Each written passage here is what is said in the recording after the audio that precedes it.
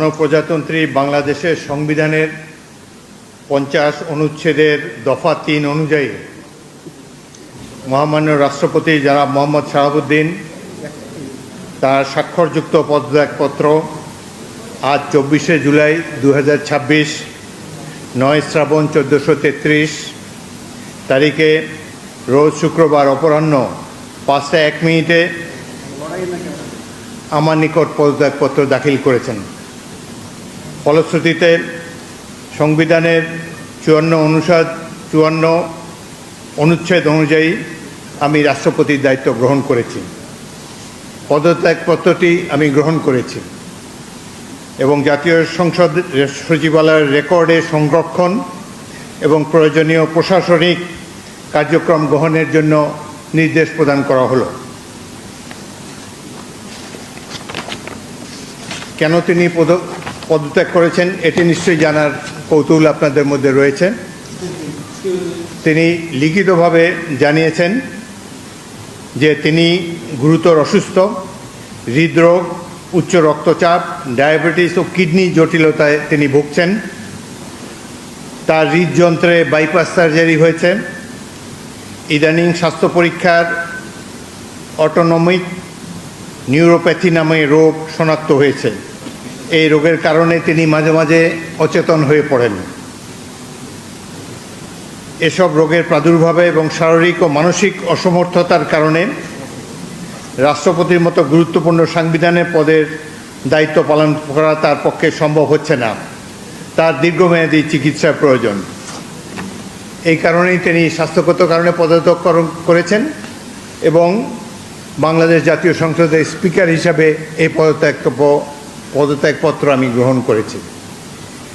সংবিধানে ইতিমধ্যে আপনারা জানেন যেদিন আমি স্পিকার হিসাবে শপথ নিয়েছি সেই দিনই ভারপ্রাপ্ত রাষ্ট্রপতি হিসাবেও শপথ নিয়েছি যদি প্রয়োজন হয়। একইভাবে আমাদের ডেপুটি স্পিকার সাহেব তিনিও যখন ডেপুটি স্পিকার হিসেবে শপথ নেন শপথের অংশে বর্ণিত থাকে যখন বলা হবে কোনো কারণে যখন স্পিকারের চেয়ার শূন্য থাকবে তখন ডেপুটি স্পিকারের পদের দায়িত্ব পালন করবেন। সুতরাং আজকে বাংলাদেশের নানা ধরনের কথাবার্তা আমি দুপুরে এসেই শুনছি। দেখা গেল যে এটি প্রকৃত, তিনি শারীরিক অসমর্থের কারণে পদত্যাগ করেছেন। আমি তার মঙ্গল এবং সুস্বাস্থ্য কামনা করি এবং আমার মনে হয় তিনি মাফিয়া সরকারের আমলে নির্বাচিত হলেও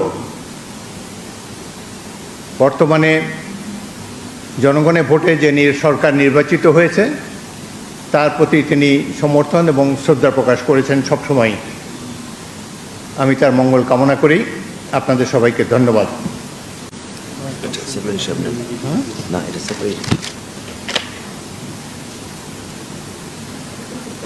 কোনো প্রশ্ন থাকলে একটা দুটো প্রশ্ন করতে পারেন। জি,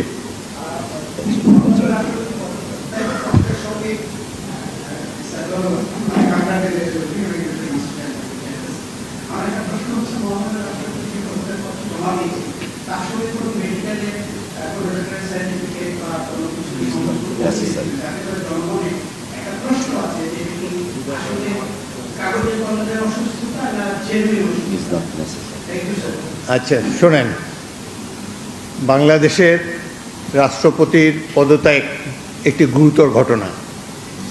এর সাথে দেশের ভালো মন্দও জড়িত। রাষ্ট্রপতি একজন মানুষ, তিনি অসুস্থ হতেই পারেন এবং তিনি রোগেরও নাম প্রকাশ করেছেন, লিখিতভাবে জানিয়েছেন তিনি কি রোগে ভুগছেন এবং মাঝে মাঝে তিনি অচেতন হয়ে পড়েন। এর জন্য ডাক্তারের সার্টিফিকেটের কোনো প্রয়োজন নাই, যিনি যেখানে নিজেই এটি দাবি করেছেন। সুতরাং আমরা আশা করি এই পদত্যাগের ফলে সকল ধোঁয়াশা পরিষ্কার হলো। কোনো ধরনের বিশৃঙ্খলা বা কোনো ধরনের বিরূপ মনোভাব কিংবা কনফিউশন যাতে এইসব ব্যাপারে না ঘটে। রাষ্ট্রপতি পদত্যাগের আগেও রাষ্ট্রপতিরা পদত্যাগ করেছেন বিভিন্ন কারণে। রাষ্ট্রপতি দেশের একজন সম্মানিত মাননীয় রাষ্ট্রপতি, তিনি পদত্যাগ করতেই পারেন এবং এই চেয়ার তো কখনো শূন্য থাকে না। এবং আমি জাতীয় সংসদের স্পিকার হিসাবে এই পদত্যাগপত্র গ্রহণ করেছি। এটি হলো বাস্তবতা। আশা করি সকল ধরনের কনফিউশন এখন থেকে দূর হয়ে যাবে। আপনাদের সবাইকে অসংখ্য ধন্যবাদ।